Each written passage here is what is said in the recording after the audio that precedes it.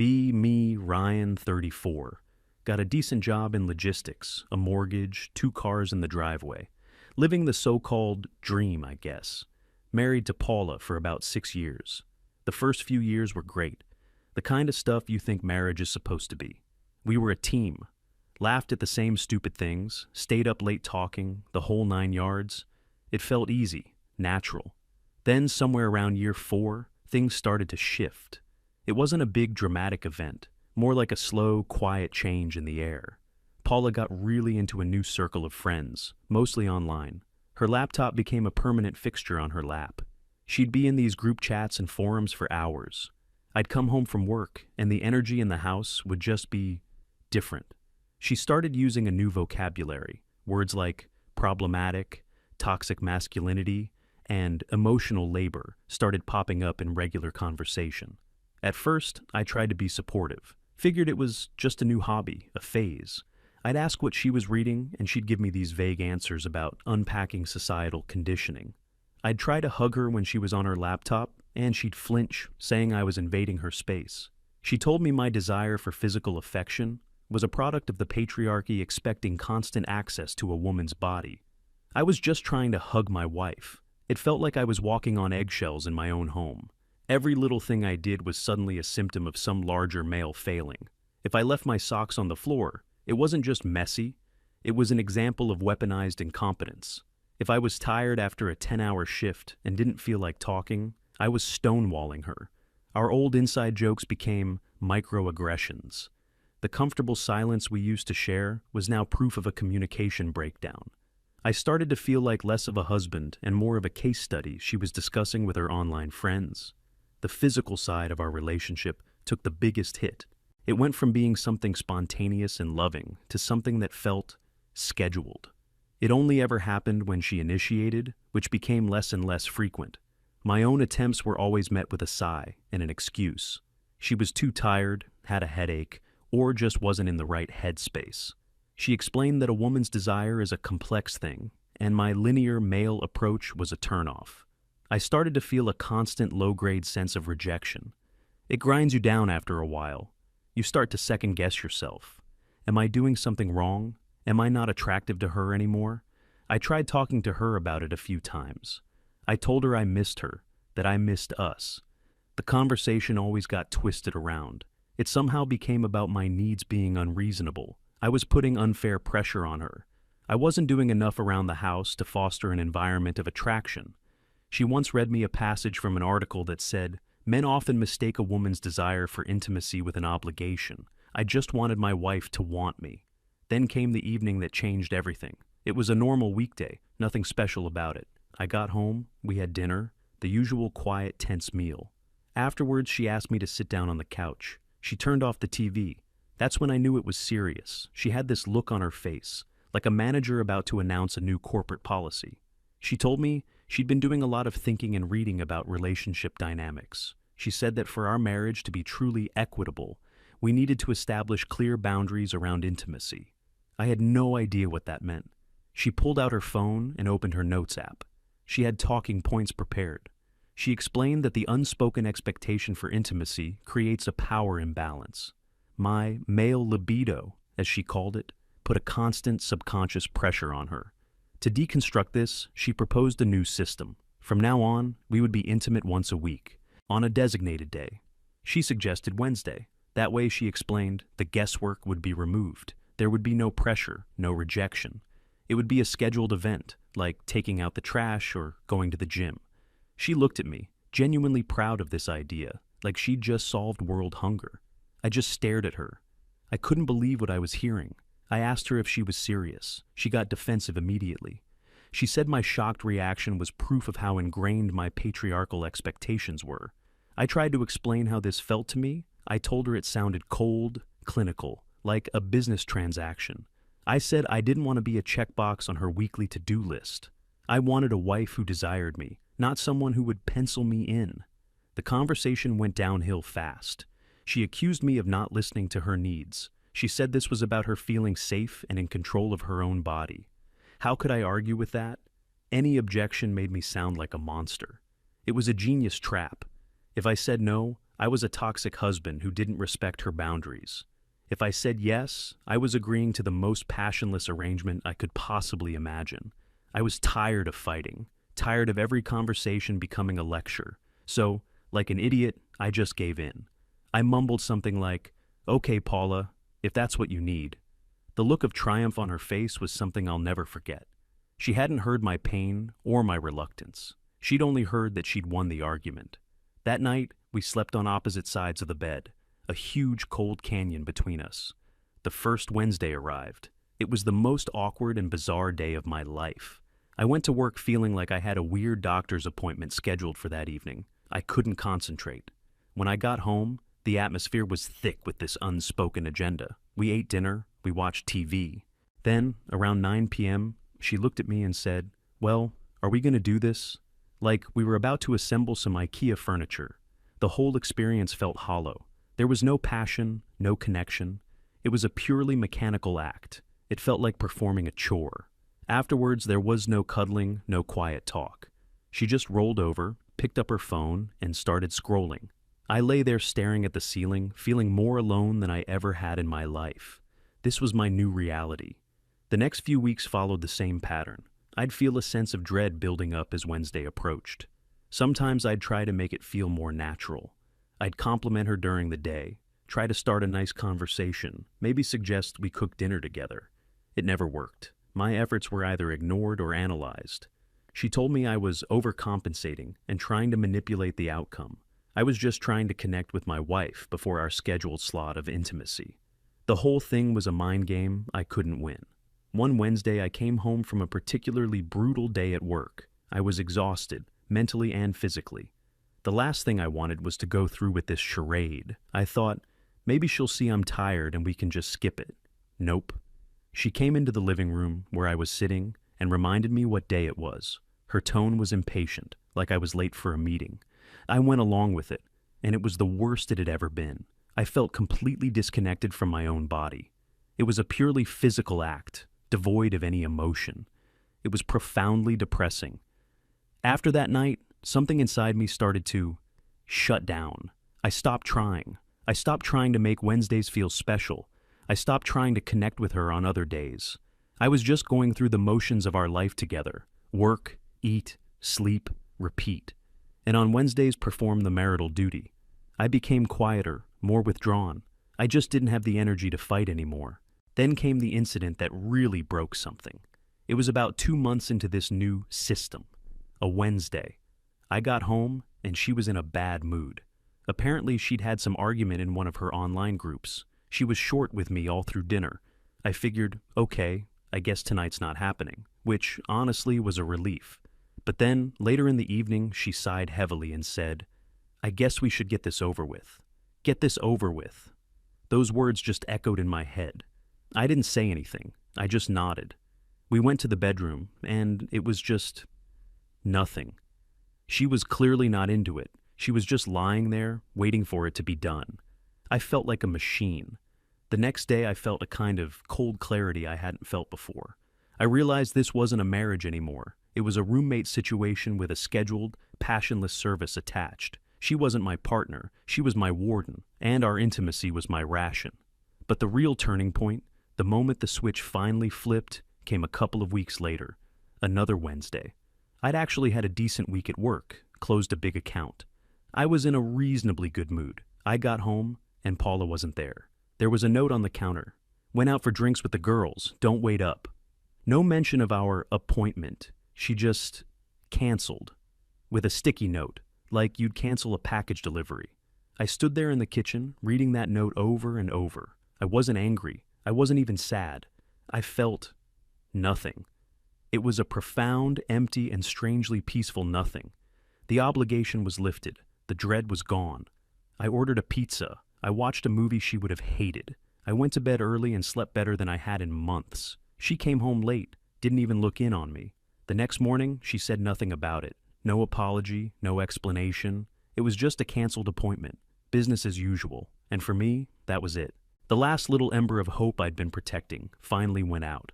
I stopped caring about Wednesday. I stopped caring about her schedule. It was just over. The part of me that had been trying, that had been hurting just went quiet. At work, people started to notice a change in me, but not in a bad way. I was more focused. I threw myself into my projects. My colleague Tom, who I'd worked with for years, pulled me aside one day during lunch. Tom's a good guy, divorced but not bitter, just pragmatic. He asked if everything was okay at home, said I seemed different lately. I was hesitant to talk about it.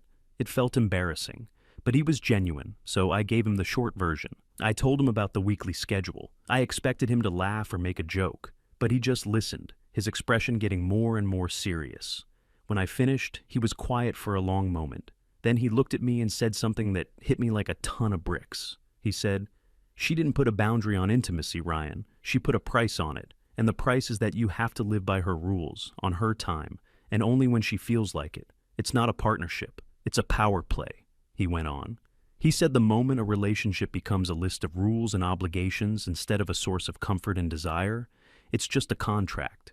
He told me she wasn't treating me like a husband. She was treating me like an inconvenience she had to manage. Hearing someone else say it, someone on the outside, it validated everything I had been feeling. It wasn't me. I wasn't the broken one. The system was broken. The conversation with Tom was like a light turning on in a dark room. I went home that day with a new perspective. I wasn't going to be angry or resentful. That was a waste of energy. I was just going to stop participating in the game. The next Wednesday came around. I didn't do anything special. I didn't avoid her. I was just normal. In the evening, she gave me the look, the signal that it was time for the scheduled event. I just said, "You know what? I'm not really feeling it tonight. I think I'm just going to read for a bit." I said it calmly, without any malice. The confusion on her face was immediate. This wasn't part of the system. I wasn't allowed to say no. Only she was. She didn't know how to react. She just stammered, "Oh, okay." And then she left the room. It felt like I had taken my first breath of fresh air after drowning for months. That weekend, I did something I hadn't done in years. I went out to the garage. Under a dusty tarp was my old motorcycle project, a bike I'd bought right before we got married, with dreams of restoring it. I never had the time, or rather, I never made the time. My free time was always supposed to be our time. I pulled the tarp off. I spent the entire Saturday in that garage, cleaning parts, making a list of what I needed, putting on some old music. I didn't think about Paula. I didn't think about our problems. I was just working with my hands, solving mechanical problems. It was peaceful. When I came inside that evening, covered in grease but feeling fantastic, Paula was on the couch, laptop open. She gave me a weird look. She asked what I'd been doing all day. I told her I was working on the old bike. She just said, "Huh," and went back to her screen. A week later, I signed up for a gym membership. It was one of those 24-hour places so I could go after work whenever I wanted. I started going 3, then 4 times a week. I wasn't trying to become a bodybuilder. I just needed an outlet, a place to burn off the frustration and the stress, a place that was mine. The weight room became my sanctuary. Between the garage and the gym, my evenings were suddenly full. I was busy. I was focused. I was starting to feel like my old self again. The guy I was before all this started. I was still a husband. I was still living in the same house. I was polite to Paula. We still ate dinner together sometimes, but the dynamic had fundamentally shifted. I was no longer the one waiting around, seeking approval, hoping for a scrap of affection. I was building my own life, my own happiness, right under her nose. Our home became 2 separate worlds under one roof. Her world was her laptop, her online groups, her theories about society. My world was the smell of motor oil, the clank of weights, and the quiet satisfaction of seeing progress. And I was happier in my world than I had been in a very long time.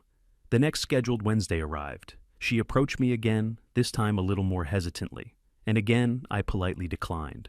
I told her I was planning on hitting the gym after dinner. This time, she didn't just accept it. I could see the irritation on her face. She asked me what was going on. I just told her the truth. I said the schedule wasn't working for me, the whole idea of it. It had killed any desire I had left. I told her I wasn't interested in a scheduled mandatory intimacy session anymore. She launched into a full-blown lecture about how I was being manipulative, how I was engaging in passive-aggressive behavior, how this was a classic example of male fragility. The old me would have argued. The old me would have gotten defensive, tried to explain my feelings, and ended up apologizing for something I didn't do. But the new me just stood there and listened. I let her say her piece. All the buzzwords, all the accusations. When she was done, I just nodded. "I hear you," I said. "But my feelings haven't changed. I'm going to the gym." And I left. I left her standing there in the middle of the living room, fuming. For the first time, her words had no power over me. They were just noise. I realized she hadn't been listening to me at all. She was just angry that her system, her perfect little structure of control, was failing. It wasn't about connection for her. It was about compliance. And I was no longer complying. My walking out on her mid-lecture was a declaration of independence I didn't even know I was making. The immediate aftermath was silence. A very loud, very heavy silence. For the next few days, Paula treated me like I was a ghost. She wouldn't look at me, wouldn't speak to me. If I entered a room, she would leave. It was a classic cold shoulder, designed to make me feel guilty and come crawling back, begging for forgiveness. A few years ago, it would have destroyed me. I would have hated the tension, the feeling that I had disappointed her. But now, it was just quiet. I found I didn't mind the quiet at all. It was peaceful. My routine didn't change. Work, gym, garage. I was making real progress on the bike. The engine was cleaned, parts were ordered. I was starting to see it take shape. It felt good to create something, to fix something that was broken and see tangible results. A stark contrast to my marriage. After about a week of the silent treatment failing to get a reaction, Paula shifted tactics. The passive aggression started. It was subtle at first, little jabs here and there. "Must be nice to have so much free time for hobbies," she'd say while I was cleaning grease off my hands. "I wish I had the luxury of spending 2 hours a day just focusing on myself." I never took the bait. I'd just give a non-committal or a simple yeah. My lack of reaction only made her escalate. She started criticizing my new habits. The money I spent on motorcycle parts was frivolous. My gym membership was a vain expense. She claimed I was neglecting my responsibilities around the house, even though I was doing the same amount of chores as always. She was trying to find a lever, any lever, to regain control over me. It was so transparent. She wasn't angry that I was in the garage. She was angry that I was in the garage and happy.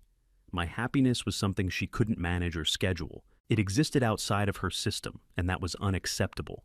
I kept my conversations with her brief and to the point. I wasn't rude or mean. I was just neutral, like a polite stranger. I think that frustrated her more than anything else. She wanted a fight, an emotional reaction. I gave her nothing.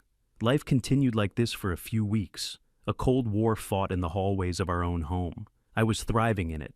I was getting stronger at the gym. The bike was almost ready for a first test run. I was sleeping better. She, on the other hand, seemed to be getting more and more agitated. The atmosphere in the house was thick with her resentment. I could feel her watching me. When I'd come home from the gym, feeling good, she'd be on the couch, staring at me with this intense, analytical expression. I could almost hear the gears turning in her head, trying to figure out a new strategy. And then she deployed her nuclear option. The one thing she was absolutely certain I couldn't resist. It was a Friday night. I had just gotten back from the gym and was about to head to the garage for a couple of hours. I walked into the kitchen and she was there. She wasn't in her usual sweatpants and old t-shirt. She was wearing a dress I hadn't seen in years, one I used to love. Her hair was done. She was wearing makeup. She had opened a bottle of wine and 2 glasses were on the counter. "Hey," she said, her voice soft, the way she used to talk to me. "I thought we could have a nice evening, just the 2 of us." It was a full-court press. She was trying to remind me of the woman I had married, not the person she had become. The old Ryan would have melted on the spot. He would have seen this as a sign of hope, a chance to fix things. But I wasn't the old Ryan anymore. I saw it for what it was. The most calculated move she had made yet. This wasn't about desire. It wasn't about connection. It was about power. She was losing her grip on me, and she was pulling out the big guns to get it back. She was trying to use intimacy, the very thing she had weaponized and rationed, as a tool to bring me back into line. And it was happening on a Friday, not a Wednesday. That was the most telling part. She was breaking her own sacred rule. The rules only mattered when they served her purpose. I leaned against the doorframe, trying to keep my voice even. "It's nice of you to do this, Paula, but I was actually planning on finishing the wiring on the bike tonight." Her smile faltered, just for a second. "The bike can wait," she said, her voice still trying to be playful. "I've missed you." That line, "I've missed you," almost got me. It was a ghost of our past. But it was too late. "I appreciate that," I said, keeping my tone polite. "But I really want to get this done. I'm really close to finishing." I walked over to the fridge to grab a bottle of water. I didn't look at her. The silence in the room was deafening. I could feel her stare burning into the side of my head. I took a long drink from the water bottle, then turned to face her. The soft, inviting mask was gone. Her face was a storm of confusion and fury. She couldn't comprehend it. I had just rejected her. Me, the guy who had been begging for her affection for years. The one part of our dynamic she thought was immutable was that she was the gatekeeper and I was the supplicant. I had just flipped the entire board. "You'd rather work on that stupid motorcycle than spend time with your own wife?" she said, her voice dripping with disbelief. "Tonight, yes," I replied calmly. "I've been looking forward to it all day." I didn't say it to be cruel. It was just the honest truth. The thought of spending a quiet, productive evening in the garage genuinely brought me more joy than the prospect of a forced, manipulative evening with her. She just stared at me, speechless. I gave her a small nod. "Have a good night." And I walked out of the room, down the hall, and out the door to the garage. The click of that door closing behind me felt like a final, definitive sound. I knew, as I stood in the quiet of my sanctuary, that I had crossed a point of no return. I worked on the bike for hours. I got the wiring done. I felt a sense of peace and accomplishment that had been missing from my life for so long. I didn't feel guilty. I didn't feel sad. I felt free. I finally went back inside late that night. The house was dark and quiet. The wine bottle and 2 glasses were still on the counter, untouched. A monument to her failed maneuver. The next day the dam broke. I was in the kitchen making coffee. She came in, her face pale and her eyes red. She had been up all night, stewing in her own anger and confusion. She didn't say good morning. She just stood across the island from me and said, "We need to talk." "Okay," I said, sipping my coffee. "I'm listening." And then it all came out. It started as a flood and quickly became a tsunami of accusations. She asked me what kind of game I was playing. She accused me of punishing her for the Wednesday rule. She said I was being cruel and manipulative, withholding affection just to hurt her. She claimed I was being passive-aggressive, that if I had a problem, I should have been a man and said it to her face months ago. The hypocrisy was breathtaking. She paced back and forth, her voice getting louder and more frantic with every sentence. She said she had tried so hard to make our relationship fair and modern, to create healthy boundaries. And this is how I repaid her? By acting like a child and giving her the silent treatment? She said my behavior was a textbook example of toxic masculinity, that I couldn't handle a woman having agency over her own body. She even started to cry, not real tears of sadness. They were tears of frustration, the tears of a tyrant who has lost control of her subject. She was throwing everything at the wall, hoping something would stick, hoping to provoke a reaction, to make me feel guilty, to make me break. I let her go on.